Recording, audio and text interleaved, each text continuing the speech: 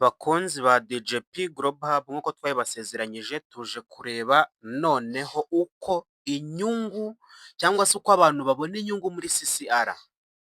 Ariko ndatangira nkubaza, ese izi nyungu tugiye kurebaho wazizera? Muri make tugiye kubana, uraza gusoza cyangwa se turaza gusoza umbwira muri comment, umbwira uti izi nyungu ntago zishoboka, ni scam, cyangwa se izi nyungu ni iza nyazo bitewe n'ukuntu mbona nashora amafaranga yanjye n'ukuntu ari gukoreshwa, cyangwa se umbwira uti rwose pe nakubeshya abandi birengewe sinza ntago nashoramo.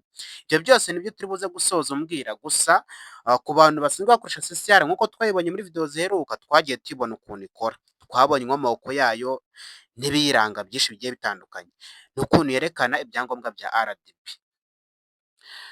None aha ngaha tugiye kureba noneho, kaduhere kuri itangazo, ubwo ni abakoresha CCR n'ubundi nibo baritangarijwe. Politiki iheruka yo guhemba abantu mu butumire. Tumira abanyamuryango bashya 3 gukodesha imodoka cyangwa se ubwo ni ya mashini ya S9 kuri uwo munsi kugira ngo bahabwe ibihumbi 3, 3,500, 4, byose hamwe bihura n'ibihumbi 10 n'amafaranga 500. Iryo ni itangazo ryo ngo maragenda muribona kuri screen, nawe uri kurireba rwose warisoma aho ngaho, ndumva nta kibazo. Iki ntabwo aricyo kituzanye umunsi tuje kureba noneho uburyo ki izo nyungu ziboneka n'ikintu umuntu asabwa iyo yinjiye muri CCR. Aha ngaha mujye musobanukirwa, ibi bintu bigenda biza inshuro nyinshi, gusa iyo ugenda usobanukirwa ugenda umenya ukuntu byitwaramo. Twarayibonye CCR ifite icyicaro hano i Kigali. Iyo ugeze muri gare y'i Remera uzamuka gato ukanda k'amabuye ubona ahantu kuri Virunga Beer, aho ngaho hafi aho ngaho rwose bahageze aho ifite icyicaro. Uyu munsi nta kindi kituzanye, tuje kwirebera noneho ku mashini ukodesha n'ukuntu zibyara inyungu. Urabona iyi account nakoresheje, uyu muntu wayineje ngo mbasobanurire, urabona yashimo ibihumbi 5, amaze kugaruza ibihumbi 2,400 ku munsi, yinjiza amafaranga 200. Gusa ibi si byo ngiyeho, kuko izi mashini zanakuye ku isoko zari SAS rimwe, ibintu nk'ibyo. Aha ngaha tugiye kureba noneho, cyangwa se kamanze nkwereka izi ngizi mashini zabanje, kanazo ubanze uzirebe, utagira ngo rwose ntago ari byo, banza ubimenye. Ubwo my product, buri product aba yaraguze, urabona ni SA product price yaguze ibihumbi 5. Get income, income ni 1,800 amaze kubona. Revenue sako cyangwa se iminsi yemerewe kuba abonamo iyo nyungu y'amafaranga 200 buri munsi, nk'uko twayibonye ni iminsi 45, amaze gukuramo iminsi 9, asigaje iminsi 36 ku munsi abona 200. Birumvikana ko umuntu washoye 5 azabona ibihumbi 9. Aho ngo ngira ngo ho murahumvisha. So ngo reka twikomereza hano, tujyana ku mashini. Hano tugiye kureba uburyo cy'inyungu zigenda ziboneka. Twatangiye ku itangazo, niba muryibuka neza, ngo umuntu uragura imashini ya S9 araza guhita ahabwa bonus y'ibihumbi 3 ako kanya.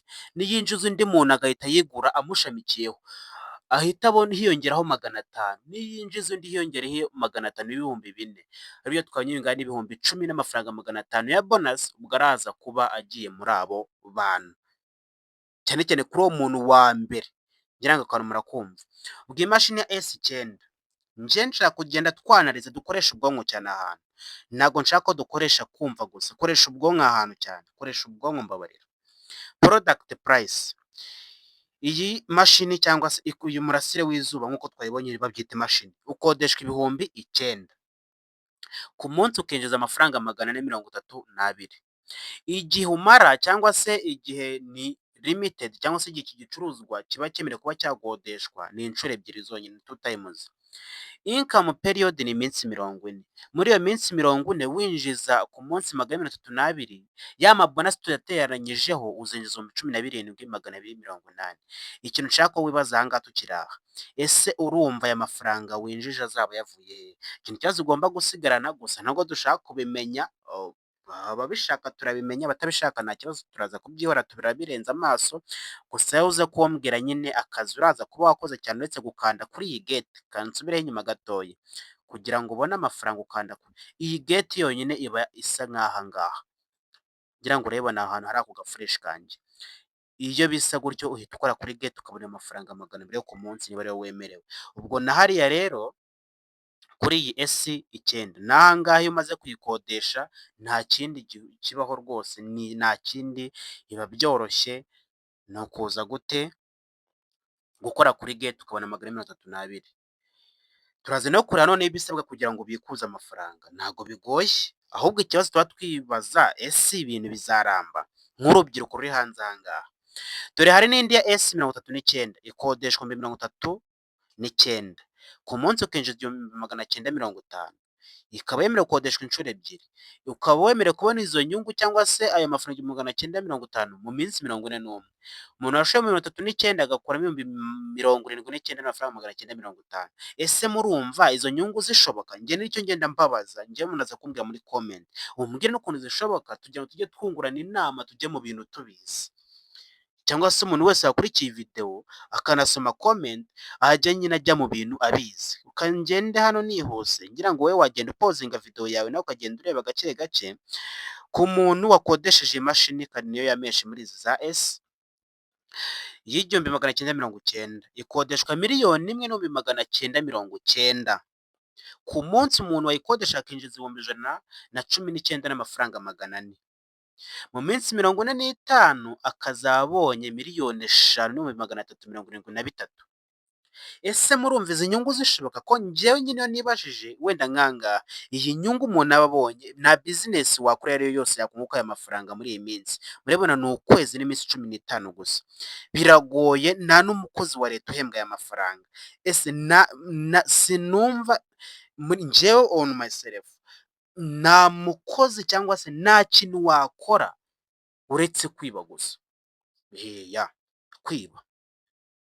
Ushobora kuyaterura iyo udapfuye bwo urayabona tu, ariko nta kindi kintu wabona cyakubyarira amafaranga akabakaba 3,000,000 n'imisago mu minsi 45. Birumvikana mubyumve neza, ni iminsi 30 kongera iminsi 15, muri make n'ukwezi n'igice. Ngira ngo muragenda mubibona. Kadukomeze tujye ku zindi za F series. Ni imashini z'ubwoko bwinshi bugiye butandukanye. Urabona iyi ngiyi yo ukodeshwa 15 gusa. Aha ngaha hari icyitonderwa, katurebe. Hano urabona iyi ngiyi ikozwe 15, income period ni iminsi 7 gusa, uba ukuyemo ibihumbi 18. Iyi ngiyi niyo wayitiza umuntu wenda byo birasa nkaho binumvikana, gusa izi ngizi ngo zikora muri weekend, ariko aha ngaha ho wenda biranumvikana bwo ibihumbi 15 kuba byabyara ibihumbi 3. Iziti 3 kuba byabyara ibihumbi 3 byo wenda birasa nkaho byumvikanamo. Byo wabikuruka byumva, wabyumva pe, byo wabyumva kabisa, ariko hari ibitumvikana.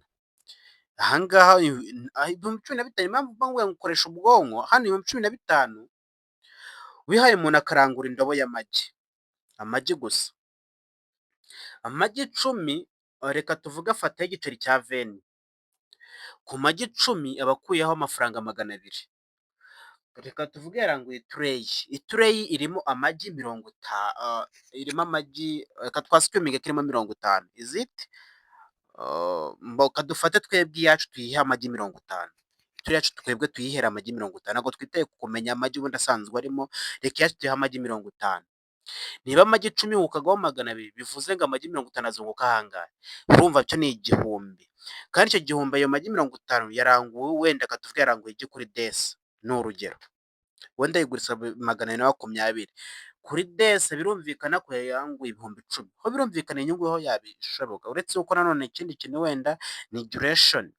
Iyi duration bivuze yuko niba ari iminsi 7 kandi umuntu akaba agetinga amafaranga mu minsi 2 gusa, urugero ni kuwa gatandatu no ku cyumweru akora, nabwo urumva aho biragoyemo, gusa bwo birashoboka. Nanone washoye ibihumbi 45 muri F series, urabona ni iminsi 15, abonamo 67. Nabyo ni ibintu bigenda, nawe uraza gutekereza, niyo mpamvu nagize mbigusangize mwereke ukuntu bagenda babikora kabisa. Iyi ngiyi yari F series, reka tujye kuri P series.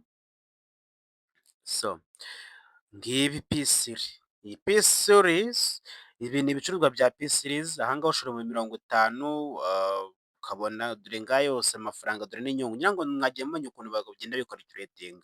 Ni gutya inyungu zigenda zibarwa muri Solar Central Cloud Rental Product cyangwa se gukodesha ibicuruzwa ushoramo bikagenda kuriya twagiye tubibona, ukagenda ubona inyungu nk'uko tugiye tubikubwira.